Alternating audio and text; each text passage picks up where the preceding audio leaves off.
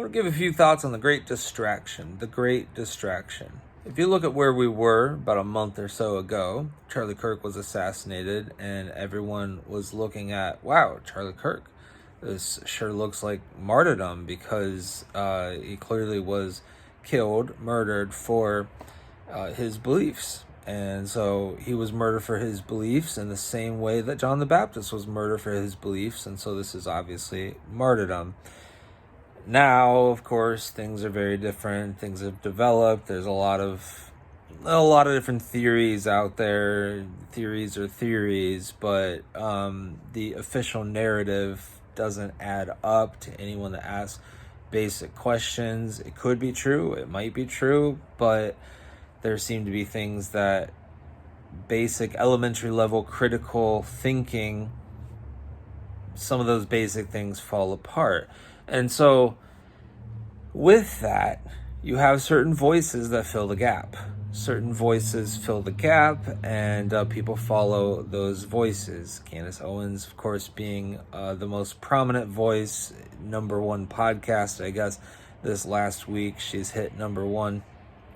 And apparently Tucker Carlson, he's not talking about conspiracy theories, though. He's just talking about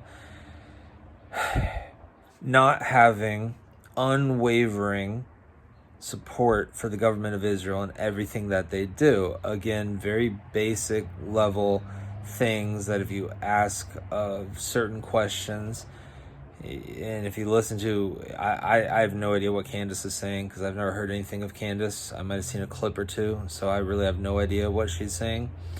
But as far as Tucker Carlson, I know because people are screaming about it and all kinds of things, and I've watched some things, and I've actually watched quite a few of his podcasts, the whole thing, not some not some clip, whether it's in context, out of context, whatever. And I haven't seen anything weird or crazy or bizarre. I saw the thing with Nick Fuentes that was a softball interview. So there you go. There's that.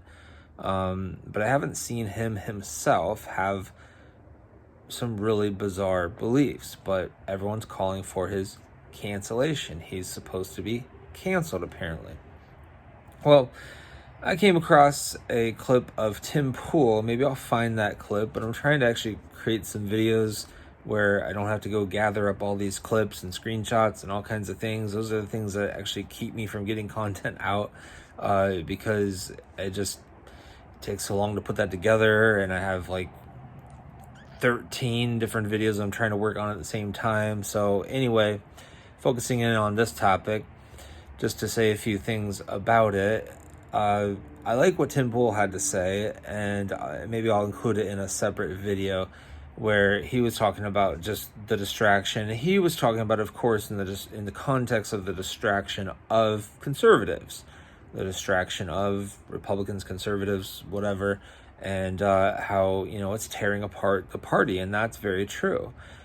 I want to talk about it in the context of the distraction of Christians, how far away we've gotten from the initial reaction and kind of the things that we would hope to see come from this. I did a video called Dear Pastor, Don't Be Pathetic. I've got the notes here. I was talking about the things that people would be dealing with at that time. It was don't be pathetic. Don't just treat it like another Sunday.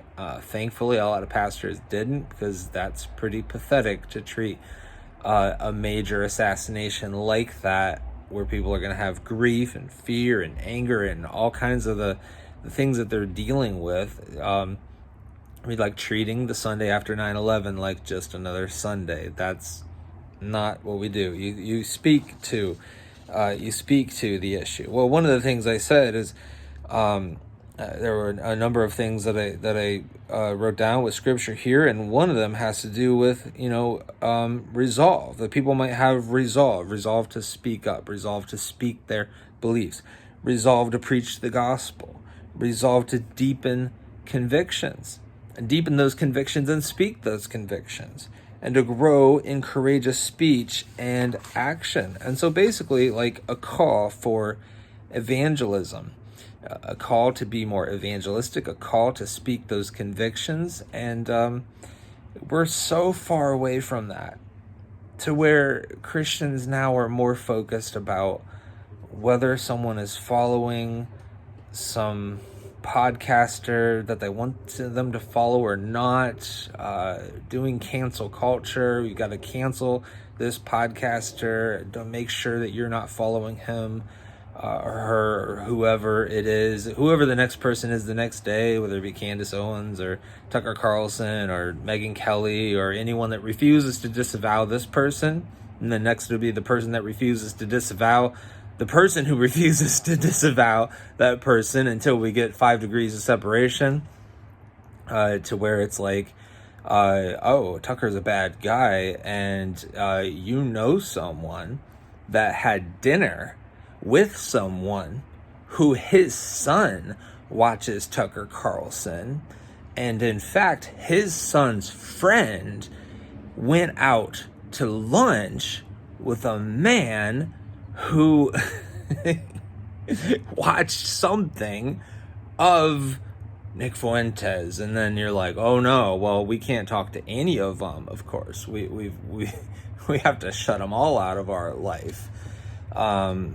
This is bizarre.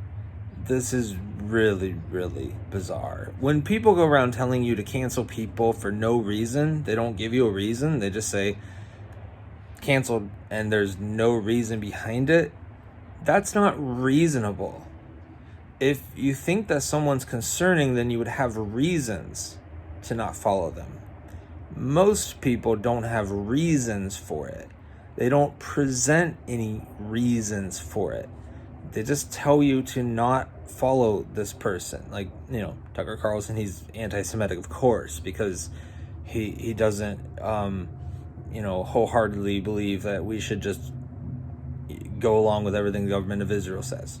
Obviously, I'm anti-Semitic because I believe that we should not just go along with everything the government of Israel says. If you believe that, then obviously you're anti-Semitic, and that's the new thing, which anti-Semitic, by the way, would mean that you are anti-Palestinian and anti-Israeli. You're against the Semitic people. You're against the Semitic people. The Semitic people, you're against those in the Middle East. You are anti-Semitic. It's so stupid. It doesn't even make sense to use the word.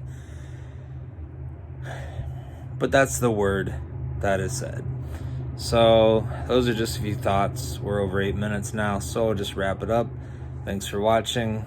If this ever goes public, and I'll